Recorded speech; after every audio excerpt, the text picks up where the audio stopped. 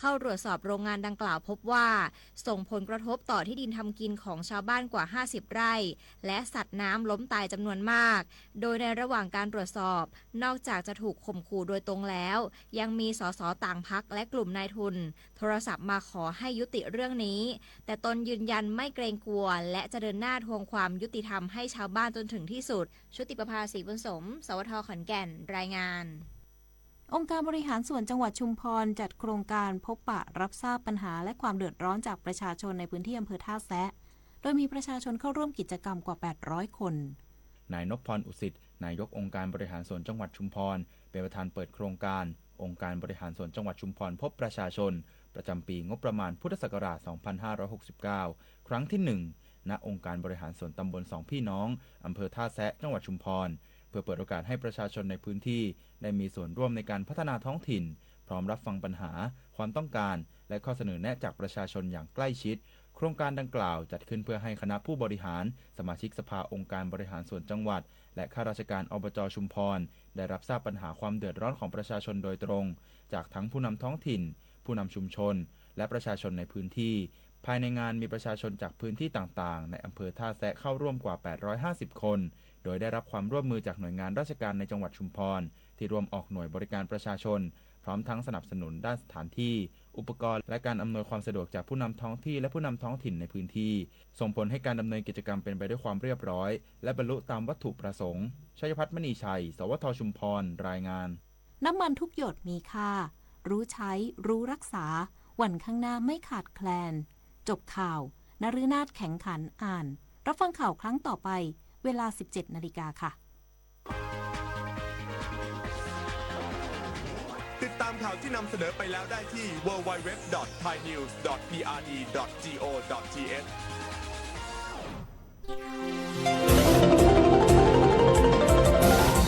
วิทยุแห่งประเทศไทยให้ความรู้คู่ความสุข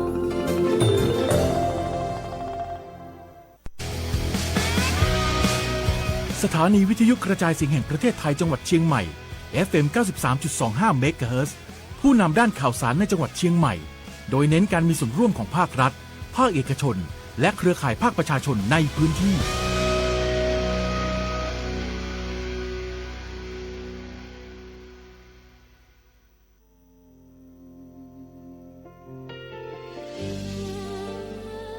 พระเสด็จสู่แดนสวงไทยทั้งปวงน้อมสำนึกในพระมหากรุณาธิคุณตราบนิรันดร์ข้าพระพุทธเจ้าข้าราชการและเจ้าหน้าที่สถานีวิทยุกระจายเสียงแห่งประเทศไทยจังหวัดเชียงใหม่กรมประชาสัมพันธ์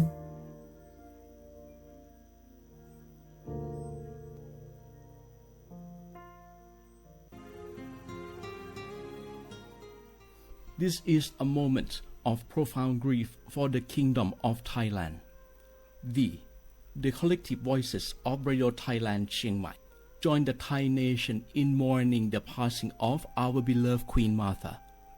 Her Majesty Queen Sirikit. Her life was a testament to the unwavering service, grace, and deep love for the Thai people. Our humble condolences and thoughts are with His Majesty the King, the royal family, and all the Thai people during this deeply sorrowful time. We will remember her forever.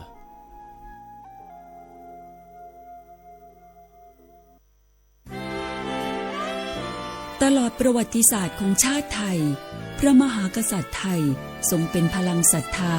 ทรงทำนุบำรุงและอุปถัมภ์ศาสนาให้เป็นหลักยึดเหนี่ยวจิตใจของประชาชนเป็นแนวทางในการดำเนินชีวิตด้วยความดีงาม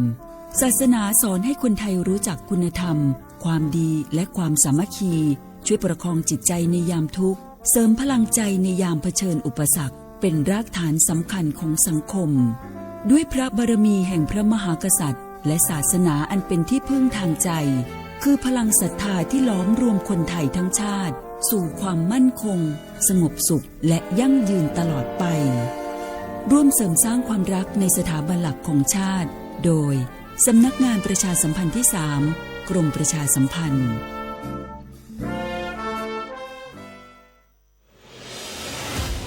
55 ปี พลังแห่งเสียงสื่อกลางจากรัฐสู่ประชาชนเชื่อมโยงข่าวสาร ความรู้และความสุขสถานีวิทยุกระจายเสียงแห่งประเทศไทยจังหวัดเชียงใหม่สวท.เชียงใหม่ให้ความรู้คู่ความสุข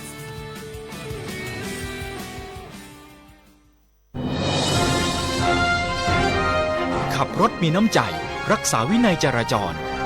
คุณกำลังฟังรายการจราจรเพื่อชุมชนทางสถานีวิทยุกระจายเสียงแห่งประเทศไทยจังหวัดเชียงใหม่ FM 93.25 เมกะเฮิรตซ์ทุกวันจันทร์ถึงวันศุกร์ 16:10 น. ถึง 17:00 น.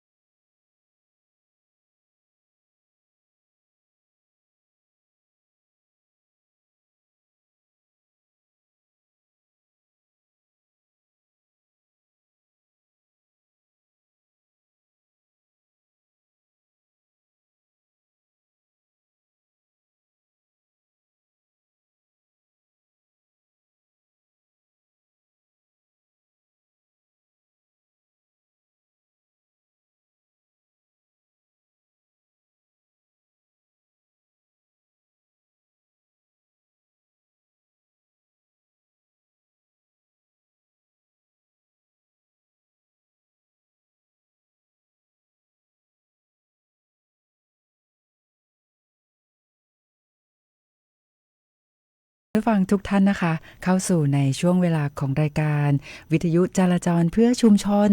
โดย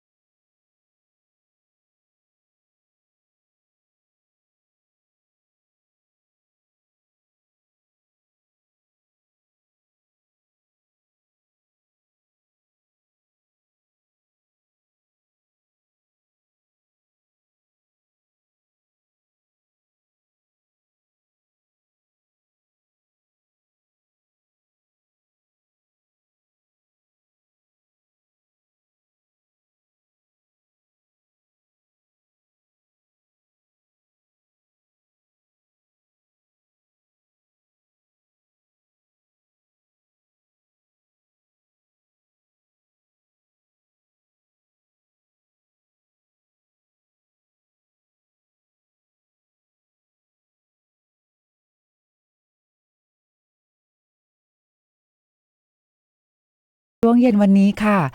ก็ต้องขอบคุณนะคะคุณพี่ดวงรัตน์นะคะก็ช่วยแจ้งข้อมูลนะคะ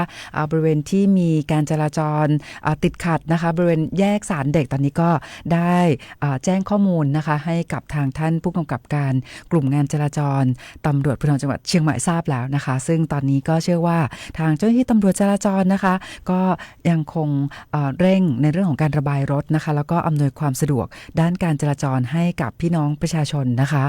ซึ่งวันนี้ค่ะคุณผู้ฟังค่ะวันนี้วันพุธที่13พฤษภาคม2569นะคะวันนี้ในจังหวัดเชียงใหม่นะคะเราก็มีพิธีที่สำคัญนะคะมีงานประเพณีใส่ขันดอกบูชาเสาอินทขิฬประจำปี2569นะคะโดยในช่วงภาคบ่ายมีขบวนแห่ด้วยนะคะก็ตอนนี้ก็น่าจะคลี่คลายเป็นที่เรียบร้อยแล้วนะคะสำหรับในเรื่องของขบวนแห่แล้วก็ตอนนี้ที่บริเวณวัดเจดีย์หลวงนะคะก็มีทั้งพี่น้องประชาชนคนไทยนักท่องเที่ยวทั้งชาวไทยแล้วก็ชาวต่างประเทศนะคะไปร่วมงานประเพณีใส่ขันดอกบูชาเสาอินทขิฬประจำปี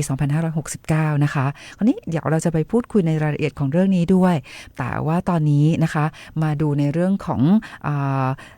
การพยากรณ์อากาศกันนิดนึงนะคะซึ่งวันนี้ค่ะศูนย์อุตุนิยมวิทยาภาคเหนือนะคะได้มีการพยากรณ์อากาศประจำวันพุธที่13พฤษภาคม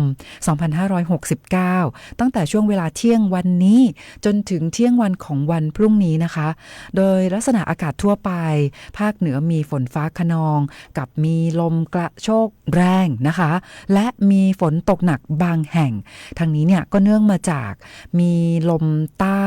และลมตะวันตกเฉียงใต้พัดปกคลุมประเทศไทยตอนบนในขณะที่บริเวณดังกล่าวนะคะยังคงมีอากาศร้อนในบางพื้นที่ดังนั้นก็แจ้งเตือนให้คุณผู้ฟังพี่น้องประชาชนนะคะระวังอันตรายจากฝนฟ้าคะนองลมกระโชกแรงนะคะรวมไปถึงฝนตกหนักและฝนที่ตกสะสมซึ่งอาจจะทำให้เกิดน้ำท่วมฉับพลันและน้ำป่าไหลหลากโดยเฉพาะพื้นที่ลาดเชิงเขาใกล้ทางน้ำไหลผ่านนะคะและพื้นที่ลุ่มสำหรับพี่น้องเกษตรกรค่ะควรเสริมความแข็งแรงให้กับไม้ผลและเตรียมการป้องกันความเสียหายที่อาจจะเกิดขึ้นกับผลผลิตทางการเกษตรและสัตว์เลี้ยงนะคะก็รวมไปถึงในเรื่องของการดูแลสุขภาพในช่วงที่มีสภาพอากาศเปลี่ยนแปลงนะคะเพราะว่าในช่วงกลางวันยังคงมีอากาศร้อนนะคะแต่ว่าในช่วงบ่ายๆก็จะมีในเรื่องของฝนตกลมกระโชกแรงนะคะดังนั้นก็อยากให้คุณผู้ฟังพี่น้องประชาชนนะคะที่กำลังขับรถแล้วก็มีฝนตกในช่วงนี้ใช้ความระมัดระวังในการขับรถด้วยนะคะแต่ว่าถ้าเกิดเป็นพื้นที่รับผิดชอบของตำรวจภูธรภาค5ซึ่งครอบคลุมพื้นที่8จังหวัดภาคเหนือตอนบนวันนี้มีฝนฟ้าคะนอง60%ของพื้นที่นะคะแล้วก็มีลมกระโชกแรงมีฝนตกหนักบางแห่งที่บริเวณจังหวัดแม่ฮ่องสอนและจังหวัดเชียงใหม่ค่ะโดยวันนี้นะคะมาดูในเรื่องของอุณหภูมิสูงสุดกันดีกว่าอุณหภูมิสูงสุดวันนี้ที่จังหวัดเชียงใหม่นะคะอยู่ที่35องศาเซลเซียสค่ะซึ่งก็อุณหภูมิที่จังหวัดลำพูนก็35องศาเซลเซียสเหมือนกันเลยนะคะแต่ว่าอุณหภูมิที่สูงสุดวันนี้นะคะในพื้นที่รับผิดชอบของตำรวจภูธรภาค5ไม่ใช่อยู่ที่จังหวัดลำปางนะคะวันนี้อยู่ที่จังหวัดแพร่ค่ะเพราะว่าจังหวัดแพร่วันนี้เนี่ยอุณหภูมิสูงสุดอยู่ที่36องศาเซลเซียสนะคะแต่ว่าถ้าเป็นที่จังหวัดลำปางกับจังหวัดน่านวันนี้สูงสุดอยู่ที่34องศาเซลเซียสนะคะและที่แม่ฮ่องสอน33องศาเซลเซียสนะคะพะเยา32องศาเซลเซียสค่ะแล้วก็อุณหภูมิที่จังหวัดเชียงรายนะคะ31องศาเซลเซียสนะคะก็วันนี้ที่จังหวัดเชียงใหม่ก็ถือว่าอากาศค่อนข้างดีค่ะแต่ก็อย่างที่ทางศูนย์อุตุนิยมวิทยาภาคเหนือนะคะได้มีการพยากรณ์อากาศว่าวันนี้เนี่ยที่จังหวัดเชียงใหม่มีฝนตก60%ของพื้นที่นะคะแล้วก็จะมีในเรื่องของลมกระโชกแรงด้วยมีฝนตกหนักบางแห่งนะคะก็อยากให้คุณผู้ฟังพี่น้องประชาชนนะคะได้เตรียมความพร้อมนะคะแล้วก็ในเรื่องของการขับรถนะคะในช่วงที่มีฝนตกหนัก นักก็ใช้ความระมัดระวังเป็นพิเศษด้วยคราวนี้มาดูข้อมูลนะคะซึ่งเป็นการติดตามกลุ่มฝนด้วยเรดาร์ภาคเหนือตอนบนนะคะประจำวันที่13พฤษภาคม2569ช่วงเวลา 16 นาฬิกาค่ะซึ่งเรดาร์ลำพูนเขามีการตรวจพบกลุ่มฝนโปรยฝนฟ้าคะนองกำลังอ่อนถึงปานกลางและฝนตกหนักในบางพื้นที่นะคะมาดูข้อมูลของจังหวัดเชียงใหม่กันดีกว่าว่าตอนนี้ในช่วงเวลา 16 นาฬิกาเรดาร์ลำพูนเนี่ยเขามีการตรวจพบกลุ่มฝนนะคะอยู่ที่อำเภออะไรกันบ้างของจังหวัดเชียงใหม่นะคะโอ้ต้องบอกว่าหลายอำเภอเลยทีเดียวนะคะก็เริ่มต้นที่อำเภอชัยปราการค่ะเชียงดาวเวียงแหงแม่แตงพร้าวแม่ริมเสมิงแม่วางจอมทองดอยเต่าอมก๋อยแม่แจ่มกัลยาณิวัฒนาหางดงและที่อำเภอฮอดนะคะโอ้ก็หลายอำเภอตอนนี้ที่เรดาร์ลำพูนเนี่ยมีการตรวจพบกลุ่มฝนโปรยฝนฟ้าคะนองกำลังอ่อนถึงปานกลางแล้วก็หนักในบางพื้นที่นะคะก็จังหวัดเชียงใหม่ก็มีฝนตกในช่วงนี้เนี่ยหลายอำเภอเลยนะคะคราวนี้มาดูที่จังหวัดลำพูนมี1อำเภอค่ะที่อำเภอลี้นะคะก็ดังนั้นตอนนี้ถ้าหากว่าคุณผู้ฟังกำลังขับรถนะคะในช่วงที่มีฝนตกแล้วก็ฝนตกหนักต้องใช้ความระมัดระวังในการขับรถด้วยนะคะเอาละค่ะมาพูดคุยกันต่อนะคะเกี่ยวกับวันนี้นะคะวันนี้เป็นวันพืชมงคลนะคะแล้วก็ที่จังหวัดเชียงใหม่เนี่ยเขามีพิธีอัญเชิญพระเจ้าฝนแสนหามาประดิษฐาน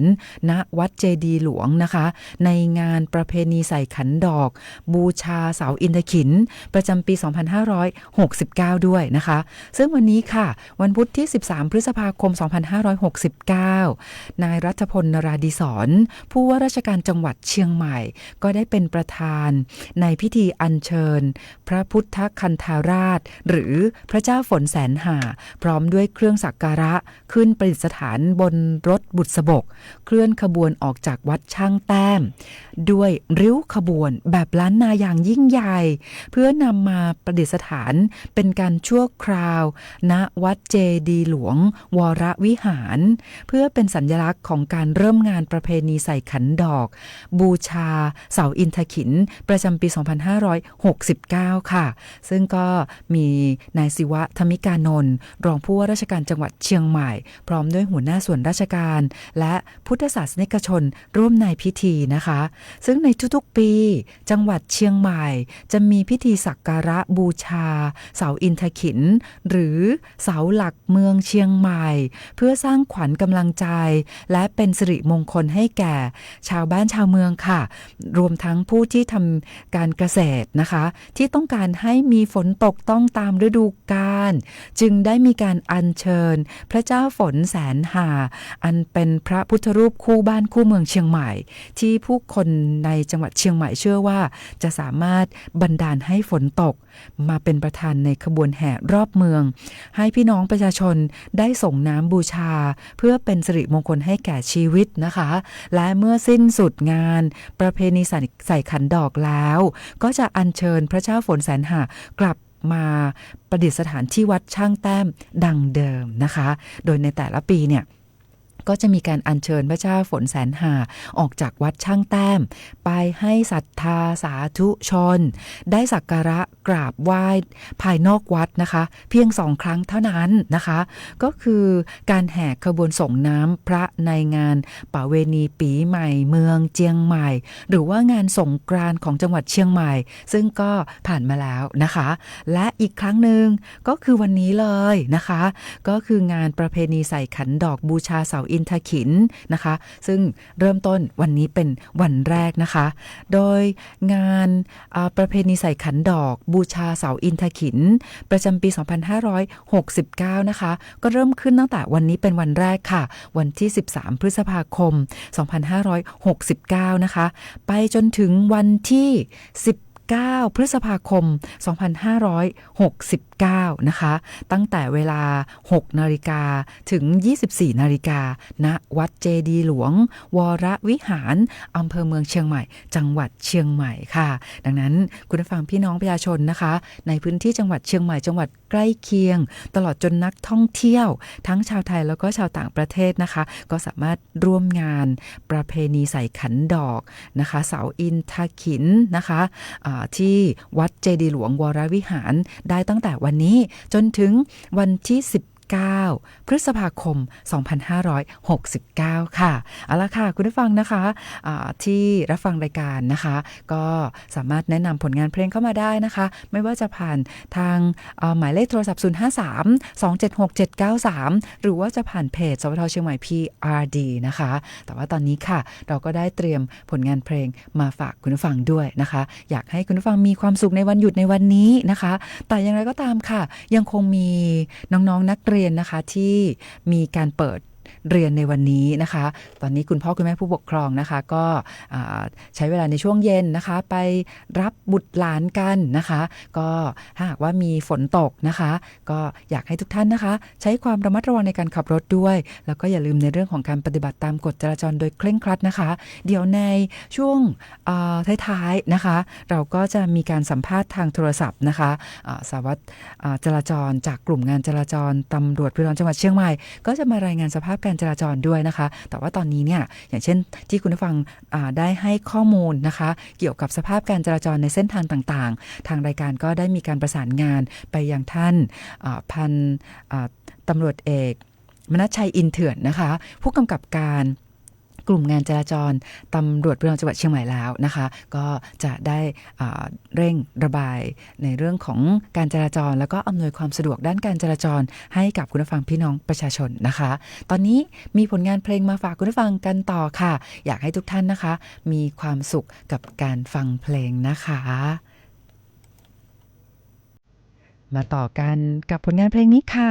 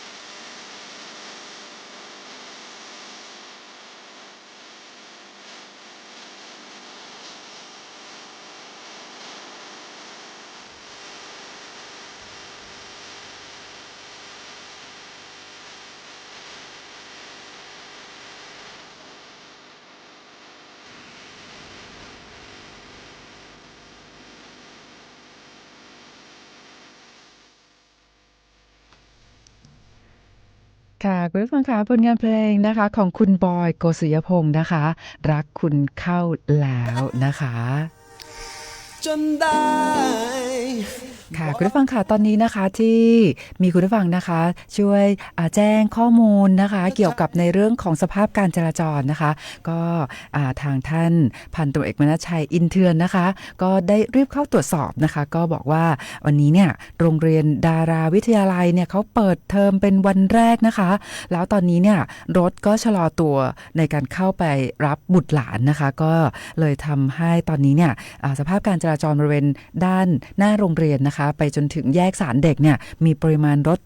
หนาแน่นนิดนึงนะคะแต่ว่าอย่างไรก็ตามค่ะตอนนี้ทางเจ้าหน้าที่ตำรวจจราจรนะคะก็ได้มีการประสานงานกับทางโรงเรียนแล้วก็มีการเร่งในเรื่องของการระบายรถนะคะแต่ก็นำเรียนให้กับทุกท่านทราบว่าวันนี้โรงเรียนเปิดเรียนเป็นวันแรกนะคะสำหรับโรงเรียนดาราวิทยาลัยค่ะแต่ว่าวันพรุ่งนี้นะคะก็เชื่อว่า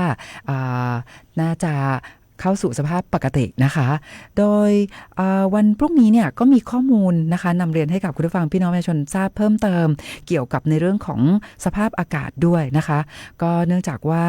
ในวันที่14วันพรุ่งนี้นะคะ14พฤษภาคมนะคะ2569เนี่ยนะคะวันพฤหัสเนาะยาวไปจนถึงวันจันทร์ที่8พฤษภาคม2569นะคะทางศูนย์อุตุนิยมวิทยาภาคเหนือก็มีการประกาศเตือนนะคะแจ้งเตือนให้คุณผู้ฟังพี่น้องประชาชนเนี่ยทราบนะคะกรณีระหว่างวันที่14ถึง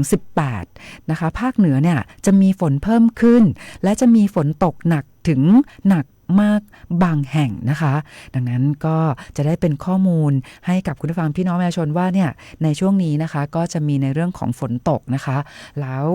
14ถึง18ก็จะมีฝนเพิ่มขึ้นด้วยแล้วก็จะมีฝนตกหนักด้วยนะคะดังนั้นก็ควรระวังก็คือในเรื่องของน้ำท่วมฉับพลันน้ำป่าไหลหลากนะคะแล้วก็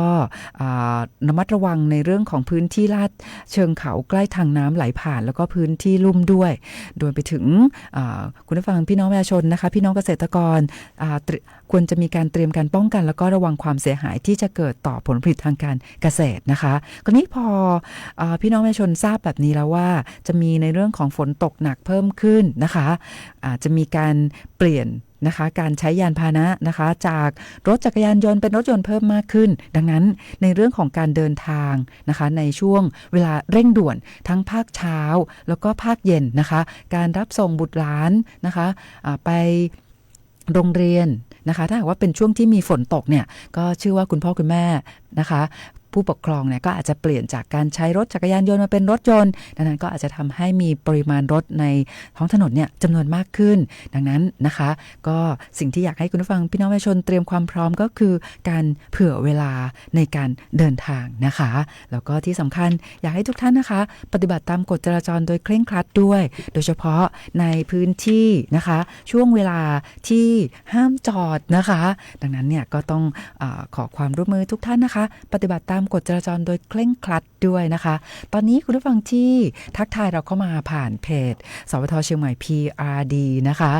ท่านแรกเลยคุณวารินนะคะคุณวารินบอกว่าวันนี้ที่วัดป่าบงหนองหานครึ้มๆนะคะไม่ค่อยมีแดดเลยอากาศดีนะคะดีใจด้วยนะคะคุณสุทัศน์ก็บอกว่าที่สันป่าตองนะคะอากาศดีแต่ว่ายังคงร้อนอบอ้าวนะคะแต่อาจจะเป็นเพราะว่าฝนใกล้จะตกก็ได้นะคะแล้วก็คุณฤทธิ์ก็ทักทายมาด้วยนะคะขอบคุณมากค่ะคุณสิริพรนะคะก็บอกว่าสวัสดีวันพุธนะคะแล้วก็อยากให้ทุกท่านมีความสุขด้วยคุณสิรินันท์บอกว่าที่แม่ทาฝนตกดีจังเลยนะคะแล้วก็คุณโสพลนะคะก็ทักทายสวัสดีทุกท่านมาด้วยนะคะขอบคุณมากๆค่ะขอบคุณคุณผู้ฟังนะคะที่ให้เกียรติติดตามรับฟังรายการนะคะแล้วเดี๋ยวอีกสักครู่นึงนะคะเราก็จะมีการสัมภาษณ์ท่านสารวัตรจราจรจากกลุ่มงานจราจรตำรวจภูธรจังหวัดเชียงใหม่ด้วยนะคะแต่ว่าตอนนี้ค่ะมีอีกหนึ่งเรื่องมานำเรียนให้กับคุณผู้ฟังพี่น้องประชาชนนะคะก็เป็นกรณีในเรื่องของภัยออนไลน์นะคะซึ่งทางท่านพลตำรวจตรีธวัชชัยพงศ์วิวัฒนชัยท่านรองผู้บัญชาการตำรวจภูธรภาค5นะคะซึ่งท่านรับผิดชอบงานศูนย์ปราบปรามอาชญากรรมทางเทคโนโลยีสารสนเทศของตำรวจภูธรภาค5ก็ ฝากแจ้งเตือนภัยมาให้คุณผู้ฟังพี่น้องประชาชนเนี่ยนะคะได้รู้เท่าทันกลโกงของแก๊งมิจฉาชีพด้วยนะคะเนื่องจากว่าตอนนี้เนี่ยนะคะล่าสุดเนี่ยทางตำรวจสอบสวนกลางนะคะหรือว่าชื่อย่อภาษาอังกฤษว่า CIB เนี่ยนะคะโดยบกปอทเขามีการจับกลุ่มนะคะแก๊งคอเซ็นเตอร์นะคะซึ่งเป็นคนไทยนะคะชื่อนายอมรเทพหรือชื่อเล่นชื่อต้าอายุ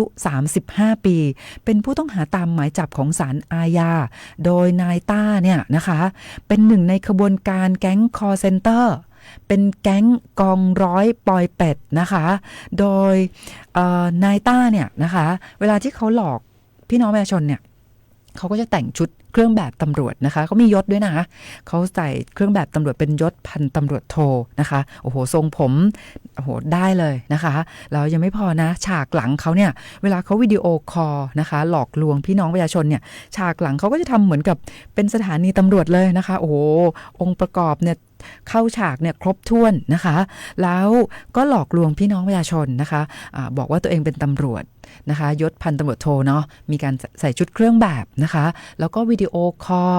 นะคะข่มขู่ให้พี่น้องประชาชนเนี่ยเกิดความกลัวนะคะแล้วก็หลอกให้โอนเงินบอกว่าเนี่ยมาตรวจสอบถ้าหากว่าตรวจสอบแล้วไม่เจอว่าทำผิดกฎหมายเดี๋ยวจะคืนเงินนะคะแต่ไม่มีใครได้คืนเลยนะคะเพราะว่ามิจฉาชีพที่หลอกลวงพี่น้องประชาชนเนี่ยในรูปแบบของแก๊ง call center นะคะก็เริ่มเนี่ยไม่ได้เป็นเจ้าหน้าที่ตำรวจแต่แรกนะที่โทรมาหาพี่น้องประชาชนแต่ว่าแก๊งมิจฉาชีพเนี่ยเขาจะทำงานกันเป็นขบวนการนะคะโดยเริ่มต้นเนี่ยก็โทรศัพท์มาหาพี่น้องประชาชนที่เป็นเป้าหมายเขาแล้วแหละนะคะตาแอบอ้างนะคะเป็นเจ้าหน้าที่ธนาคารบ้างล่ะเป็นเจ้าหน้าที่บริษัทผู้ให้บริการเครือข่ายโทรศัพท์มือถือนะคะแล้วก็บอกว่าเนี่ยพี่น้องประชาชนเนี่ยนะคะถูกเอาข้อมูลไปใช้ในการเปิดบัญชีธนาคารเอาข้อมูลไปใช้ในการเปิดซิมโทรศัพท์แล้วตอนนี้เนี่ยก็ถูกใช้เป็นบัญชีม้านะคะหรือไม่ก็จะบอกว่าตอนนี้เนี่ยมีคนเอาบัญชีซึ่งเป็นชื่อของพี่น้องประชาชนเนี่ยนะคะตอนนี้กำลังจะมาถอนเงินที่ธนาคารนะแล้วก็มีใบมอบอำนาจจากพี่น้องประชาชนมาด้วยแต่ธนาคารเนี่ยนะคะซึ่งเป็นเจ้าหน้าที่ธนาคารปลอมนะคะก็บอกว่าเนี่ยก็ดูแล้วว่าไม่น่าจะจริงก็เลยไม่ได้อนุมัตินะดังนั้นเนี่ยก็แนะนำว่าให้เหยื่อหรือพี่น้องประชาชนเนี่ยโทรศัพท์ไปแจ้งเจ้าหน้าที่ตำรวจนะคะแต่ถ้าเกิดว่าไม่สะดวกนะไม่สะดวกเดินทางมาก็เดี๋ยวจะทางธนาคารปลอมเนี่ยเจ้าหน้าที่ธนาคารปลอมเนี่ยจะประสานงานกับทางเจ้าหน้าที่ตำรวจให้นะคะอันนี้ก็จะมารูปแบบนี้แล้วเขาก็จะให้มิจฉาชีพคนที่2ซึ่งแอบอ้างเป็นตำรวจเหมือนนายต้านี่แหละนะคะหรือนายอมรเทพนี่แหละนะคะก็โทรศัพท์มาแล้วก็ขอแอดไลน์พอแอดไลน์ปุ๊บก็จะใช้ภาพนะคะเป็นสถานีตำรวจอะไรเงี้ยนะคะโลโก้เป็นของตำรวจเพื่อสร้างความน่าเชื่อถือสุดท้ายก็จะวิดีโอคอลนะคะแล้วก็ข่มขู่บอกว่าตอนนี้เนี่ยตำรวจปลอมเนี่ยได้จับกลุ่มผู้ต้องหามาแล้วเนี่ยแล้วผู้ต้องหาเนี่ยก็ให้การซัดทอดนะคะบอกว่าพี่น้องประชาชนหรือว่าเหยื่อเนี่ยมีส่วนเกี่ยวข้องในการกระทำความผิดตอนนี้ก็เลยถูกแจ้งข้อกล่าวหาด้วยทั้งคดียาเสพติดถูกแจ้งข้อหาฟอกเงินโอ้โหเป็นบัญชีม้าพอใครได้รับแบบนี้ใช่ไหมคะมีวิดีโอคอลมาด้วยนะคะแล้วก็โชว์นะคะไม่ว่าจะเป็นหมายเรียกหมายจับปลอมมีชื่อเราด้วยนะคะมีหมายเลขประชาชนที่อยู่เบอร์โทรศัพท์ครบถ้วนนะคะก็ทำให้พี่น้องประชาชนเนี่ยเกิดความกลัวพอกลัวปุ๊บก็เลยเชื่อนึกว่าเป็นตำรวจจริงนะคะแล้วตำรวจปลอมเนี่ยก็บอกว่าต้องโอนเงินมาให้ตรวจสอบถ้าหากว่าตรวจสอบแล้วว่าไม่เกี่ยวข้องจริงๆเนี่ยเดี๋ยวจะโอนเงินคืนให้ภายใน2ชั่วโมง3ชั่วโมงบ้างล่ะนะคะล่าสุดนะคะก็ใช้วิธีให้พี่น้องประชาชนนะคะโดยเฉพาะเป็นผู้สูงวัยเนี่ยไปถอนเงินค่ะไปถอนเงินสดจากธนาคารนะคะแล้วก็บอกว่าเดี๋ยวจะมีเจ้าหน้าที่ตำรวจสายสืบนะคะไปถึงบ้านเลยไปรับเงินมาตรวจสอบถ้าตรวจสอบแล้วเนี่ยว่าไม่เจอว่ามีการกระทำความผิดเดี๋ยวสายสืบเนี่ยจะเอาเงินมาคืนนะคะก็พอรับเงินไปแล้วก็ไม่มาคืนเลยนะคะอันนี้ก็จะเป็นในเรื่องของการหลอกลวงรูปแบบของแก๊ง call center การข่มขู่ทางโทรศัพท์ให้เกิดความกลัวนะคะคราวนี้ ก็ปรากฏว่าล่าสุดเจ้าหน้าที่ตำรวจนะคะสอบสวนกลางเนี่ยนะคะเขาก็สามารถจับกลุ่มตัวนายต้าหรือว่านายอมรเทพเนี่ยนะคะที่ทำหน้าที่เป็นตำรวจปลอมแต่งชุดเครื่องแบบตำรวจปลอมเนี่ยข่มขู่นะคะพี่น้องประชาชนนะคะในรูปแบบของแก๊ง call center จับได้นะคะเพราะว่าตัวผู้ต้องหาคนนี้เนี่ยเป็นคนไทยเนาะแล้วก็ปกติเนี่ยนะคะเวลาที่เขาไปเข้าฉากแล้วก็วิดีโอคอลมาหลอกลวงพี่น้องประชาชนในประเทศไทยเนี่ยตัวเขาไม่ได้อยู่ในประเทศเราเนาะเขาอยู่ต่างประเทศนะคะคราวนี้ปรากฏว่าเขาก็คงคิดว่าเจ้าหน้าที่ตำรวจเนี่ยไม่สามารถติดตามจับกุมตัวเขาได้เพราะว่าตัวเขาอยู่ต่างประเทศนะคะไปใช้ฉากไปแต่งเครื่องแบบหลอกลวงเนี่ยติดต่อเนี่ยอยู่ที่ต่างประเทศแต่เขาเป็นคนไทยเขาก็ต้องกลับมาในประเทศไทยนะคะพอกลับมาในประเทศไทยเมื่อช่วงต้นเดือนพฤษภาคมนะคะเจ้าหน้าที่ตำรวจก็มีการสืบสวนติดตามเนาะแล้วก็ขณะที่เขากำลังเตรียมตัวนะคะจะกลับไปทำงานต่อนะคะเป็นตำรวจปลอมต่อนะคะในประเทศเพื่อนบ้านเราเนี่ยนะคะก็เจ้าหน้าที่ตำรวจก็ทำการสืบสวนติดตามสามารถจับกุมตัวนายต้ามาดำเนินคดีโอ้โหต้องบอกว่าถูกจำคุกไม่ยาวแน่เลยเพราะว่าในการหลอกลวงนะคะในรูปแบบแก๊ง call center เนี่ยมีพี่น้องประชาชนเนี่ยตกเป็นผู้เสียหายเป็นจำนวนมากนะคะโอ้โหถูกดำเนินคดีไม่รู้จะติดคุกยาวนานแค่ไหนเลยนะคะดังนั้นนะคะวันนี้ถึงแม้ว่าเจ้าหน้าที่ตำรวจเนี่ยจะจับกลุ่มนะคะกลุ่มขบวนการแก๊ง call center ได้แล้ว1คนแต่ท่านรองผู้บัญชาการตำรวจภูธรภาค 5ท่านพลตำรวจตรีธวัชชัยพงศ์วิวัฒนชัยนะคะท่านก็ฝากมานำเรียนให้กับผู้ฟังพี่น้องประชาชนว่าถึงแม้ว่าจะจับได้ตอนนี้1คนนะแต่ยังมีอีกเยอะเลยนะคะผู้ที่ไปทำงานให้กับแก๊ง call center นะคะแก๊งสแกมเมอร์ในรูปแบบนี้ยังมีอีกเยอะเลยนะคะไม่ได้หมายความว่าจับกุมนายต้า1คนแล้วเนี่ย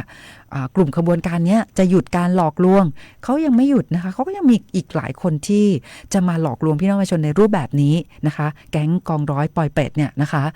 ก็มาย้ำเตือนว่าดังนั้นคุณผู้ฟังพี่น้องประชาชนนะคะอย่าได้หลงเชื่อนะคะถ้าหากว่ามีเจ้าหน้าที่หน่วยงานภาครัฐนะคะโดยเฉพาะตำรวจนะคะโทรมาขอแอดไลน์แล้วก็บอกว่าเราเนี่ยถูกซัดทอดนะมีคดีข้อหาฟอกเงินความผิดเกี่ยวกับยาเสพติดนะคะต้องโอนเงินมาเพื่อตรวจสอบโอ้โหอันนี้นะคะมิจฉาชีพ 100% เลยดังนั้นก็ต้องฝากคุณผู้ฟังพี่น้องประชาชนนะคะช่วยกระจายข้อมูลนี้ให้กับบุคคลในครอบครัวนะคะแล้วก็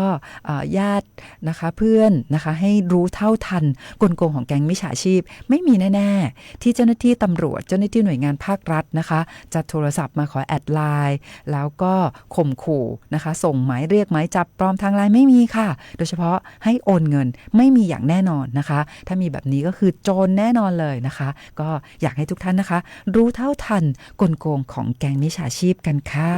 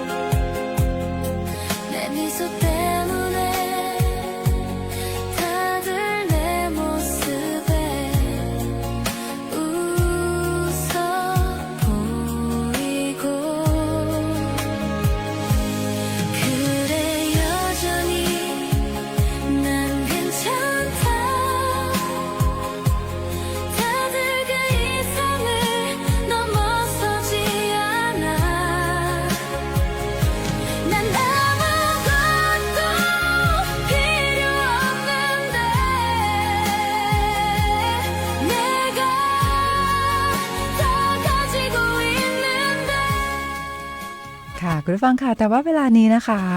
เราจะไปสัมภาษณ์นะคะ ท่านสารวัตรจราจรนะคะ จากกลุ่มงานจราจรตำรวจภูธรจังหวัดเชียงใหม่กันค่ะ ยินดีต้อนรับนะคะ พันตำรวจตรีวิวัฒน์ธารโสสวัสดีค่ะ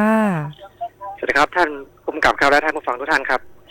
ค่ะสารวัตรวิวัฒน์คะเมื่อสักครู่นะคะคุณผู้ฟังก็แจ้งเข้ามาว่าที่บริเวณนะคะแยกศาลเด็กนะคะใกล้ๆโรงเรียนดาราวิทยาลัยเนี่ยโอ้โหมีปริมาณรถมากเลยนะคะก็ทางท่านผู้กำกับ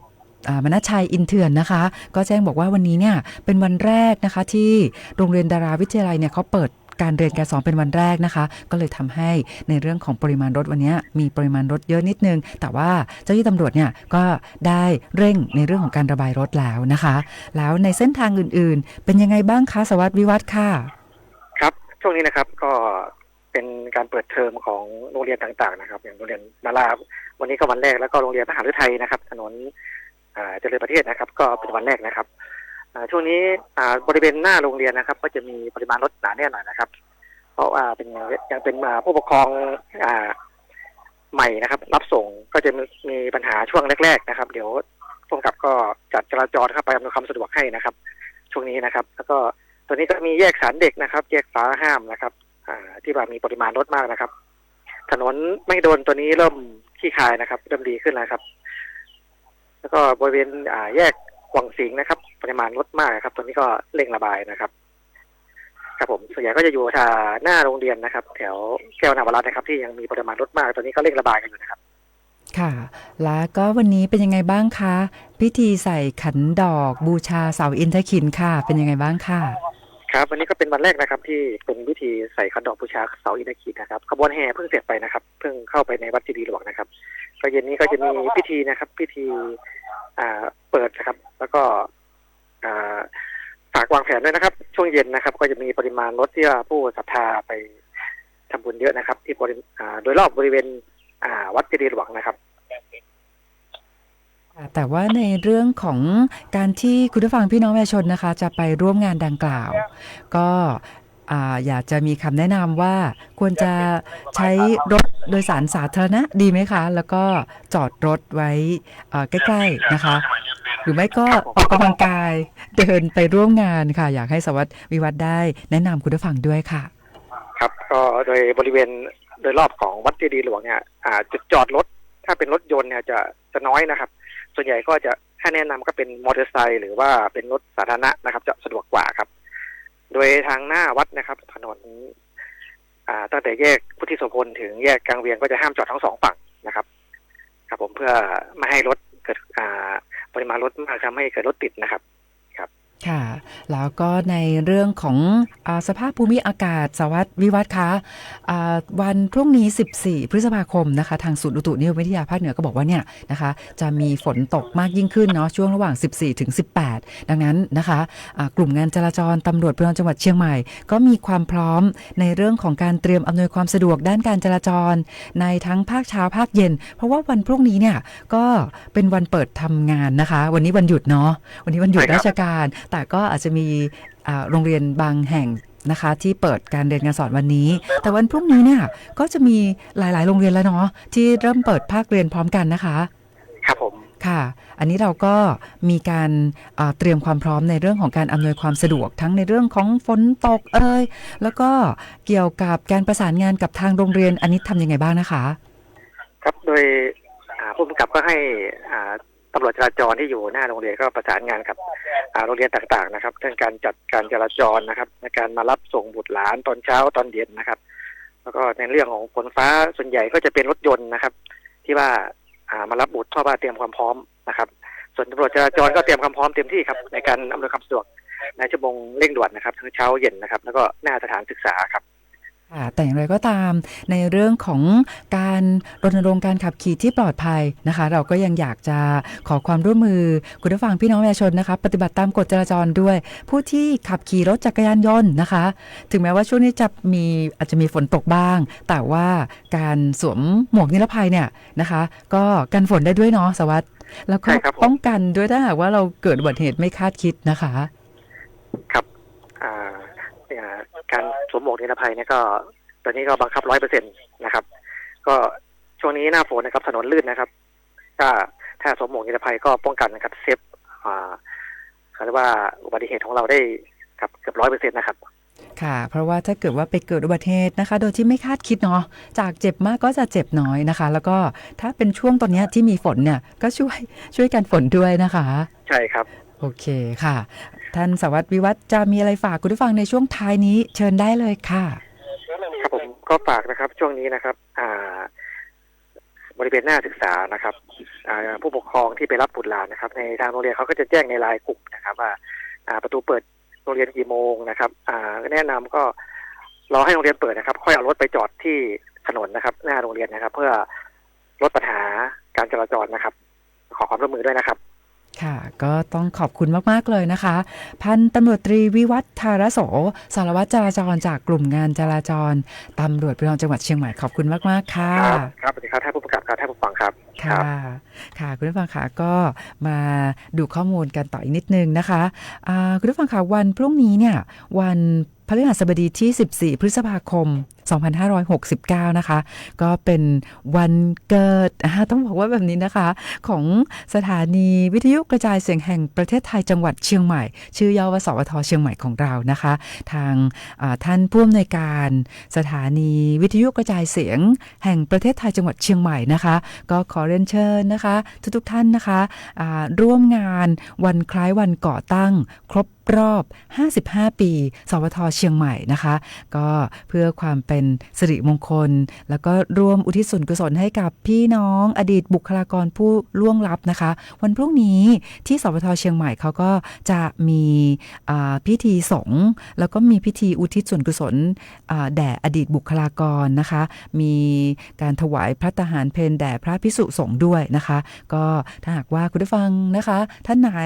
นะคะสะดวกนะคะแล้วก็อยากจะ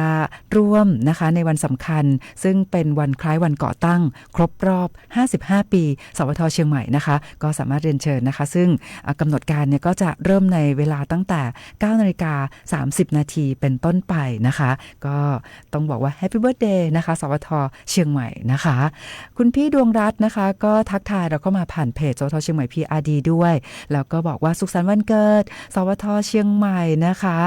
แล้วก็ได้อวยพรให้กับเจ้าหน้าที่ทุกท่านของสวท.เชียงใหม่ทุกคนมีความ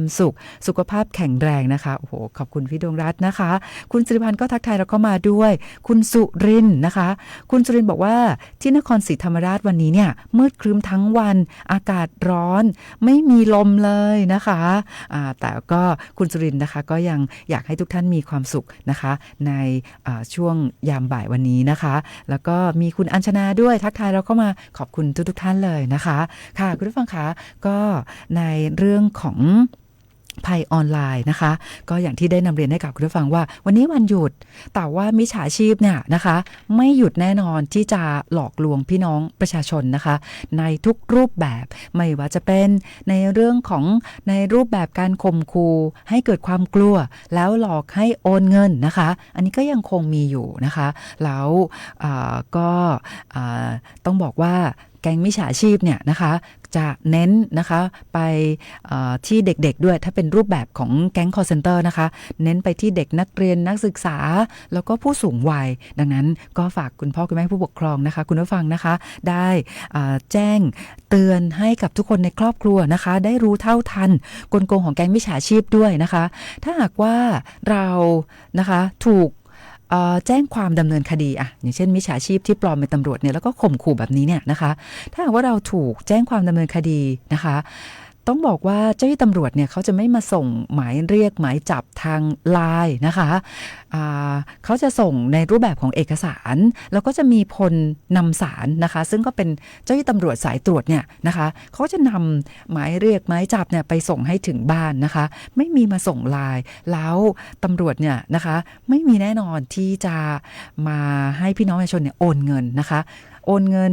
ให้ตรวจสอบนะคะอันนี้เป็นมุกที่ใช้มาตั้งแต่เริ่มและยังคงใช้นะคะดังนั้นอย่าได้หลงเชื่อตำรวจจริงไม่มีทางที่จะให้คุณผู้ฟังพี่น้องประชาชนเนี่ยโอนเงินมาให้อย่างเด็ดขาดนะคะก็ฝากคุณผู้ฟังพี่น้องประชาชนนะคะรู้เท่าทันกลโกงของแก๊งมิจฉาชีพถ้าเขาบอกว่าโทรมาจากตำรวจนะคะก็บอกว่าถ้าอย่างนั้นขอชื่อนะคะนามสกุลเดี๋ยวจะติดต่อกลับไปนะคะวางสายไปเลยนะคะแล้ววิธีการที่เราจะตรวจสอบนะคะเราก็ทำได้ง่ายๆค่ะคุณผู้ฟังพี่น้องประชาชนนะคะดาวน์โหลดตัวแอปพลิเคชัน Police Care นะคะซึ่งเขาจะมีการบริการนะคะตรวจสอบเจ้าหน้าที่ตำรวจเราก็เอาชื่อเจ้าหน้าที่ตำรวจนะคะที่แก๊งมิจฉาชีพโทรมาบอกเนี่ยนะคะก็เข้าไปพิมพ์เลยนะคะพอไปพิมพ์ชื่อนามสกุลปุ๊บนะคะคลิกตรวจสอบปุ๊บก็จะขึ้นมาเลยว่าเป็นตำรวจที่อยู่ในระบบนะคะฐานข้อมูลของสำนักงานตำรวจแห่งชาติตำแหน่งอยู่ที่ไหนนะคะพอเราได้ชื่อตำแหน่งปุ๊บเขาจะมีการบริการอีกในแอปพลิเคชัน Police Care นะคะก็คือค้นหาสถานีตำรวจเราก็จะไปค้นเลยนะคะว่าตำรวจเมื่อกี้นะคะที่เราค้นเจอแล้วว่าตำแหน่งเขาอยู่ที่สถานีตำรวจอะไรเนี่ยนะคะเราก็ไปการบริการค้นหาสถานีตำรวจแล้วก็พิมพ์ชื่อสถานีตำรวจนะคะแค่แป๊บเดียวก็จะขึ้นมาเลยไม่ว่าจะเป็นชื่อท่านผู้กำกับหัวหน้าสถานีตำรวจเบอร์โทรมือถือพุ่มกับเบอร์โทรสถานีตำรวจนะคะเราก็โทรศัพท์ไปที่สถานีตำรวจเลยว่าขอเบอร์โทรขอสายเจ้าหน้าที่ตำรวจที่โทรมาใช่ไหมคะที่แอบอ้างพอเราโทรไปเช็คนะคะก็เชื่อได้ว่าตำรวจท่านนั้นเนี่ยไม่ได้โทรมาแน่นอนนะคะเพราะว่ามิจฉาชีพเนี่ยมักจะแอบอ้างนะคะแล้วก็อย่างที่บอกนะคะว่าตำรวจจริงนะคะไม่โทรไปหาพี่น้องประชาชนขอแอดไลน์วิดีโอคอลให้โอนเงินนะคะไม่มีแน่นอนเป็นมิจฉาชีพ 100% ดังนั้นอย่าได้หลงเชื่อนะคะค่ะคุณผู้ฟังค่ะก็มาถึงช่วงสุดท้ายของรายการแล้วนะคะวันพรุ่งนี้เป็นวันครบรอบ55ปีสวท.เชียงใหม่นะคะเดี๋ยวพรุ่งนี้เรานัดกันเนาะเดี๋ยวเราก็จะมีกิจกรรมให้คุณผู้ฟังได้ร่วมสนุกในรายการนะคะเพราะว่าเป็นวันพิเศษของสวท.เชียงใหม่เดี๋ยวพรุ่งนี้ติดตามรายการนะคะเราก็จะมีกิจกรรมให้คุณผู้ฟังได้ร่วมสนุกแล้วก็มีของขวัญส่งตรงถึงบ้านนะคะดังนั้นนะคะย้ำอีกครั้งหนึ่งในเรื่องของภัยออนไลน์ถ้าหากว่าตอนนี้นะเพื่อนที่เรากำลังคุยอยู่ใน Facebook ต่างๆเนี่ยนะคะทักทายมาแล้วเขาบอกว่าเขาเป็นตำรวจนะคะนะคะมียศชื่อสกุลนะคะมีภาพโอ้โหอันนี้ต้องระวังนะเพราะว่าตอนนี้มิจฉาชีพเนี่ยนะคะมาอีกหนึ่งรูปแบบในเรื่องของ romance scam นะคะแล้วตอนนี้มิจฉาชีพเนี่ยก็มักจะไปเอารูปของข้าราชการตำรวจรูปจริงนะชื่อนามสกุลจริงของเขาเนี่ยมาทำ Facebook ปลอมนะคะแล้วก็อาจจะมาขอเป็นเพื่อนนะคะมาจีบนะคะมาทักทายมาพูดคุยสร้างความคุ้นเคยประมาณสักเป็นเดือน2เดือนนะคะจนกว่า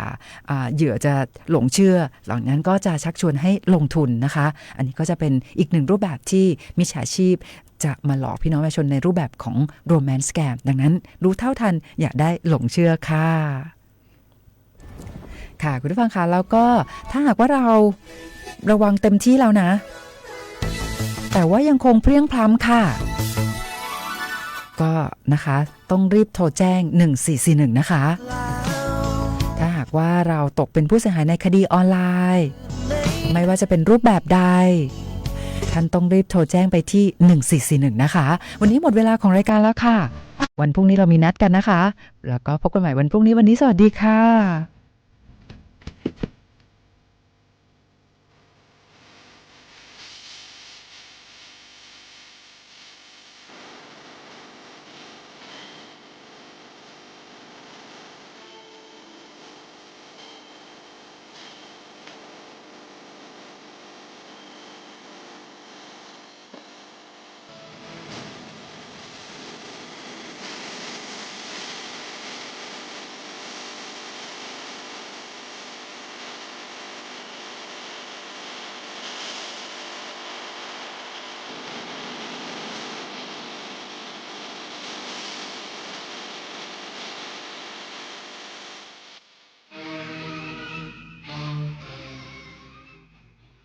รับฟังข่าวต้นชั่วโมง 17 นาฬิกากับนฤนาถแข็งขันค่ะ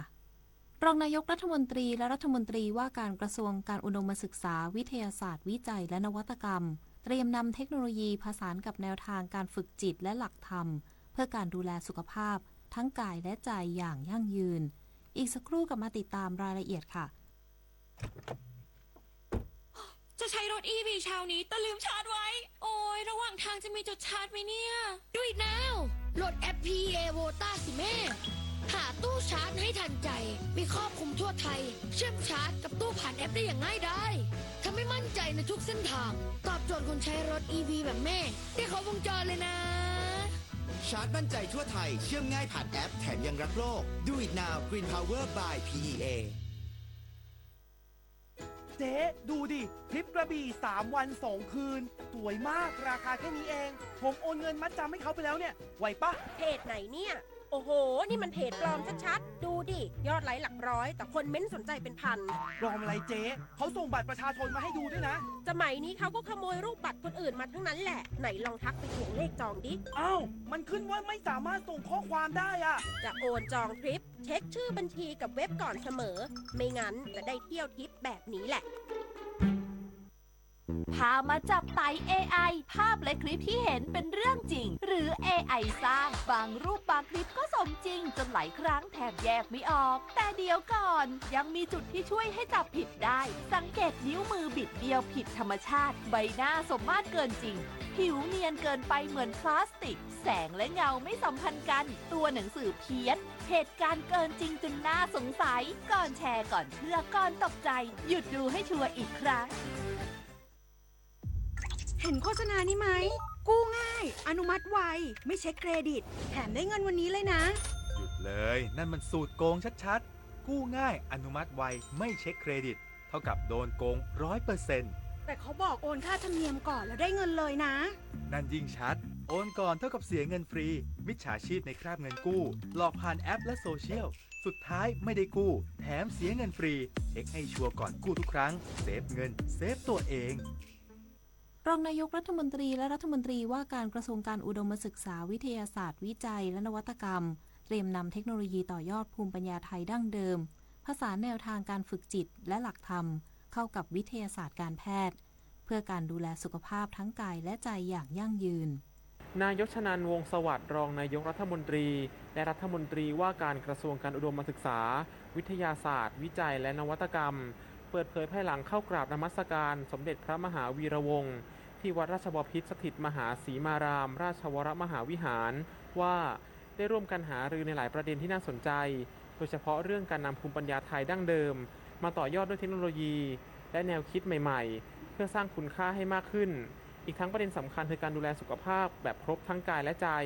โดยนำการฝึกจิตและหลักธรรมมาทำงานร่วมกับวิทยาศาสตร์การแพทย์เพื่อช่วยยกระดับคุณภาพชีวิตของคนไทยในระยะยาว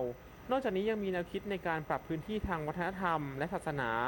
ให้เป็นแหล่งเรียนรู้สำหรับทุกช่วงวัยที่ตอบโจทย์คนในยุคดิจิทัลและโลกที่เปลี่ยนแปลงพร้อมย้ำว่าเมื่อวิทยาศาสตร์มาบรรจบกับความศรัทธา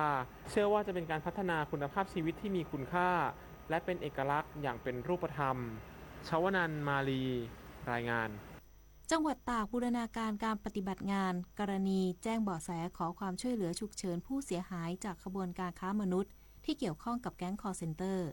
ที่ห้องประชุมสถานีตำรวจภูธรแม่สอดอำเภอแม่สอดจังหวัดตากนายประเดิมเดชยนต์บัญชารองผู้ว่าราชการจังหวัดตากเข้าร่วมประชุมกรณีแจ้งเบาะแสขอความช่วยเหลือฉุกเฉินผู้เสียหายจากการค้ามนุษย์ที่เกี่ยวข้องกับแก๊งคอลเซ็นเตอร์พร้อมด้วยหน่วยงานที่เกี่ยวข้องเข้าร่วมประชุมโดยที่ประชุมทราบถึงการแจ้งเบาะแสเพื่อขอความช่วยเหลือกรณีฉุกเฉินสำหรับผู้ที่ตกเป็นเหยื่อของขบวนการดังกล่าวซึ่งการประชุมในครั้งนี้ถือเป็นจุดเริ่มต้นของการวางรากฐานความร่วมมือโดยคณะทำงานได้ร่วมกันวิเคราะห์ข้อมูลเบาะแสอย่างละเอียดพร้อมทั้งหารือถึงแนวทางการเข้าช่วยเหลือผู้เสียหายในกรณีฉุกเฉินเพื่อให้ทันต่อสถานการณ์รวมถึงการกำหนดมาตรการการบูรณาการการทำงานระหว่างหน่วยงานความมั่นคงกับฝ่ายปกครองให้มีความสอดคล้องและเกิดประสิทธิภาพสูงสุดเพื่อมุ่งหวังที่จะทำลายวงจรอาชญากรรมข้ามชาติและให้ความช่วยเหลือเพื่อนมนุษย์อย่างเป็นรูปธรรมต่อไป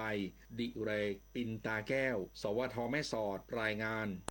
สำนักงานปศุสัตว์จังหวัดศรีสะเกษเดินหน้าฉีดวัคซีนป้องกันโรคพิษสุนัขบ้าให้ครอบคลุมพื้นที่ทั้ง22อำเภอพร้อมเฝ้าระวังอย่างเข้มงวดในทุกพื้นที่นายนัทเวโรจน์บูชาภัทรปศุสัตว์จังหวัดศรีสะเกษเปิดเผยว่าสำนักงานปศุสัตว์จังหวัดศรีสะเกษได้ดำเนินมาตรการป้องกันและควบคุมโรคพิษสุนัขบ้าอย่างต่อเนื่อง โดยมอบหมายให้สำนักงานปศุสัตว์อำเภอทั้ง 22 อำเภอบูรณาการร่วมกับองค์กรปกครองส่วนท้องถิ่นในแต่ละพื้นที่ติดตามสถานการณ์โรคอย่างใกล้ชิดพร้อมให้บริการฉีดวัคซีนป้องกันโรคพิษสุนัขบ้าแก่สุนัขและแมวของประชาชนอย่างต่อเนื่องพร้อมเร่งประชาสัมพันธ์ให้ประชาชนมีความรู้ความเข้าใจเกี่ยวกับการป้องกันโรคพิษสุนัขบ้ารวมถึงแนวทางปฏิบัติเมื่อถูกสัตว์กัดหรือข่วนผ่านหลายช่องทางทั้งสื่อออนไลน์สถานีวิทยุและหอกระจายข่าวประจำหมู่บ้านและชุมชนเพื่อให้ข้อมูลเข้าถึงประชาชนอย่างทั่วถึง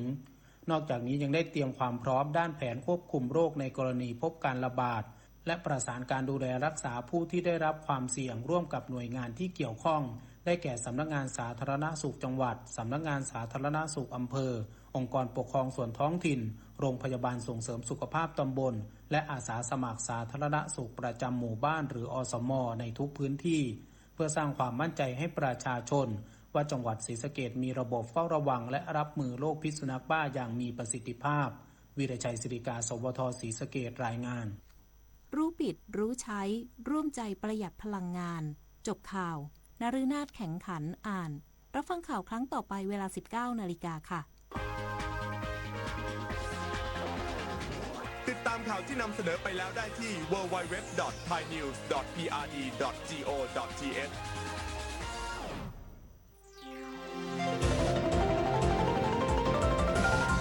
วิทยุแห่งประเทศไทยให้ความรู้คู่ความสุข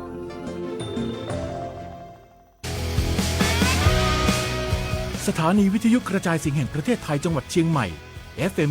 93.25 เมกะเฮิรตซ์ผู้นำด้านข่าวสารในจังหวัดเชียงใหม่โดยเน้นการมีส่วนร่วมของภาครัฐภาคเอกชน